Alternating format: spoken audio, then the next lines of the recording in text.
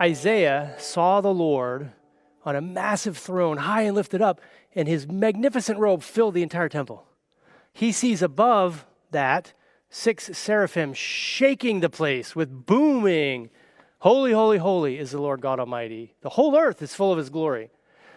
Ezekiel, when he's given access to see the throne, sees it from a distance, and it comes in, and it's a cloud, and it's lightning, and brightness, and flashing light. And then eventually he can see, as it comes into view, God in the middle, like gleaming metal.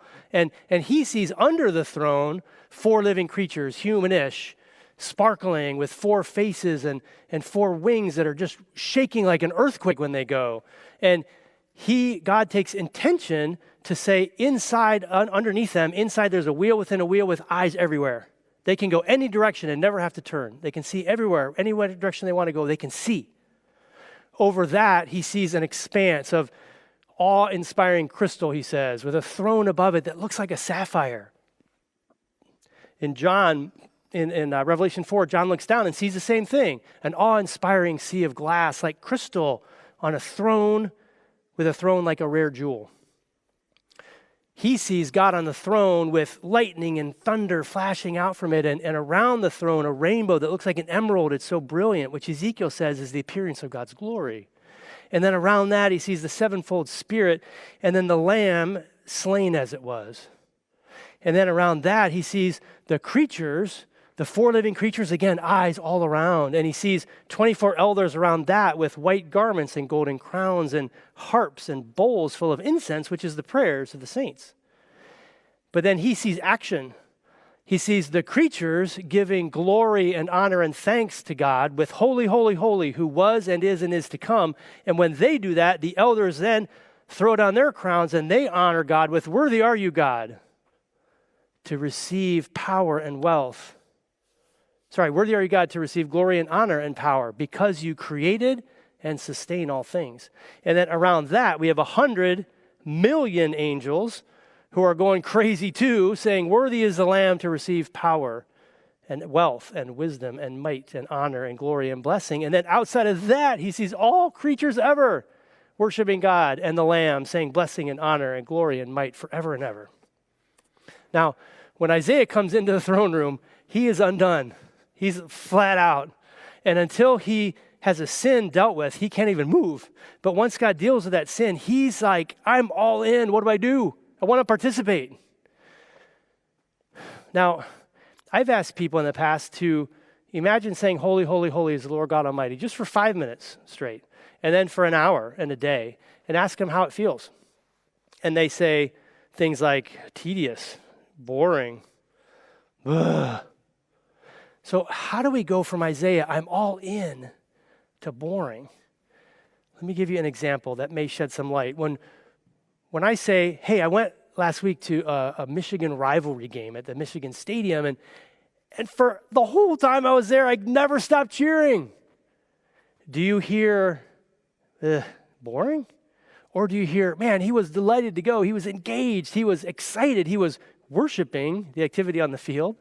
He was wholly about them and not about himself. He was with his 100,000 closest friends cheering. He was celebrating." You don't think boring. So why do we think boring about heaven? And how can this help us connect with heaven? Well, we're going to look at some clues about why it's different in heaven than what we imagine. But the first thing is, maybe I frame the question in a way that provokes the wrong emotion.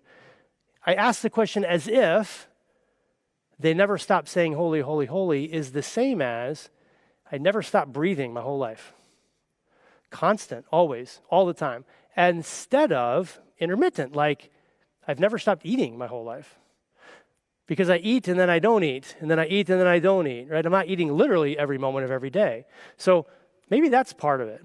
But what clues do we see? We see first, God takes great pains to tell us that there's eyes every direction. They don't have to move to see anything. Really important. They're also, we hear, responding. They're not just mindlessly yelling out "holy, holy, holy." They're actually responding to things. We see they're responding to the Lamb who was slain. They're watching the world, and they're seeing this whole sequence of Jesus showing up and doing all these things and then being slain. And they're recognizing his activity and responding to it. They're responding to Jesus. They're responding to God as creator and sustainer. The text says he's doing things, and they're responding.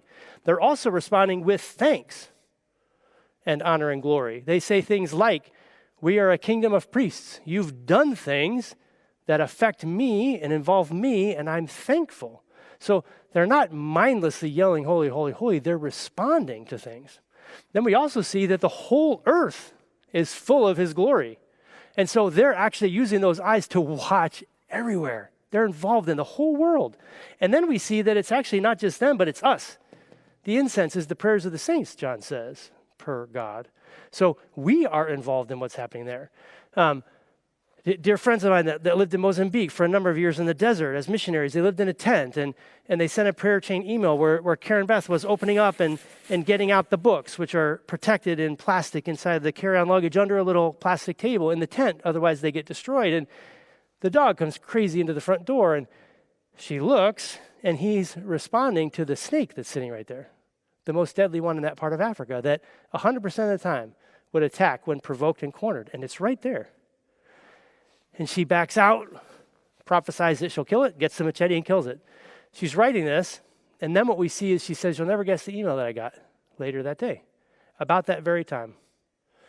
Somebody on the other side of the world, in the U.S. somewhere, wrote, I was just hanging out today, and I just felt God pressing me to say, pray for snakes and hakes.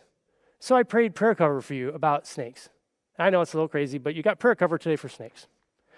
And what happened was in heaven, the place went crazy. Not because the little football got caught in the end zone, but because they watched, not just that moment, but they watched decades over here on this part of the earth where a whole team of prayer people was being assembled for the hakes so that when they went to Africa, they'd have prayer cover. And they saw at the moment that this was happening, God was prompting somebody to say, protect them. And then God said, okay, this person over here who has been for decades prepared to hear and then respond is told, pray snakes and hakes. And he does it. And God does what, because he asked what was his intent anyway, which was to protect. And the place goes crazy because they're seeing all that God is doing and responding to the world and the battle here. But it's not all of those things only. It's that they're responding to God's glory. It's not just what God does, but who he is. They're seeing with increasing apprehension, increasing ownership, increasing understanding of the perfection of God. David talked about his beauty, his greatness, the perfection of his splendor and his majesty and his holiness and all that he is. They're increasingly understanding more of him and responding. So Isaiah says, I'm all in. Will we? Will we first, obviously, engage in the thing we talked about here with the prayer and being involved in people's lives through prayer? Yes, but what about up here? Jesus said to pray on earth as it is in heaven. What would it look like for us, our worship leaders, and our worship to look like heaven? Well, 2 vignettes to illustrate.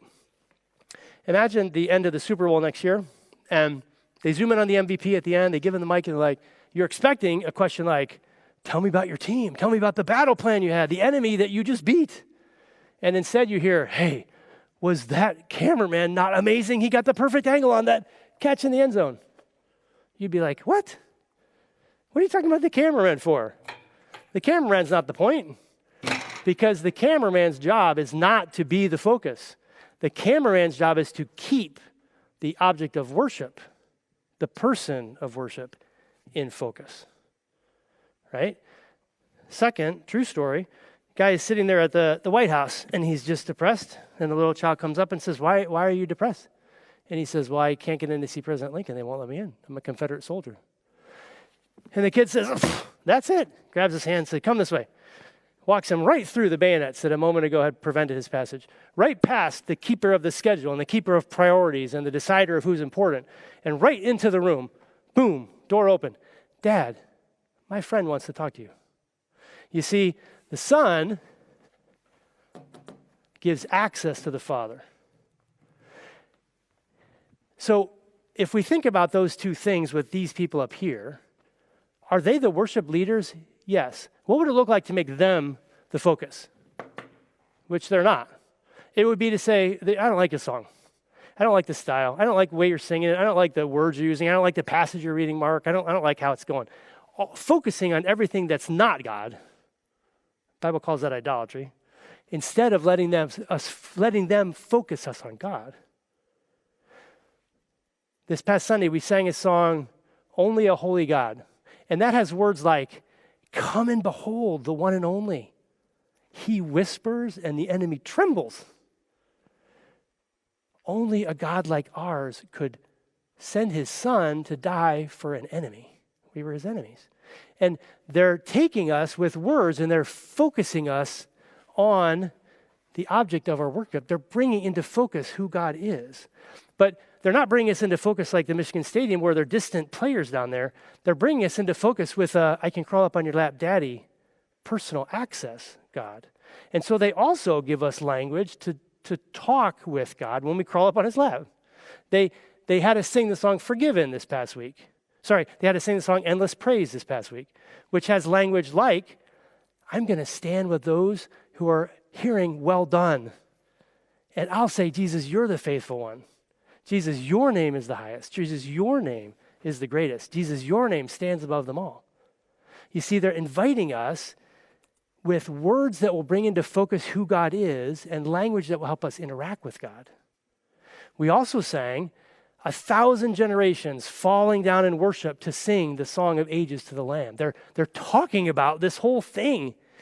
The writer of Hebrews describes this by using the word for the highest, way up in the clouds, seats in the amphitheater. That's the word he uses to say, we are surrounded by them. They're watching. They're going, yeah, fight well. Be about the king. Be about the kingdom. And you see, they don't watch us to worship us. They watch us to see how the one they are worshiping is going to help and interact and connect and support and challenge and be in our story because they're worshiping the one who is engaged.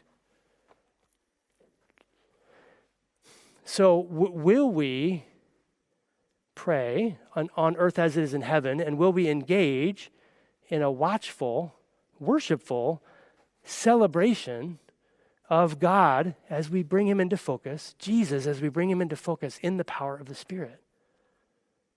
Will you do that?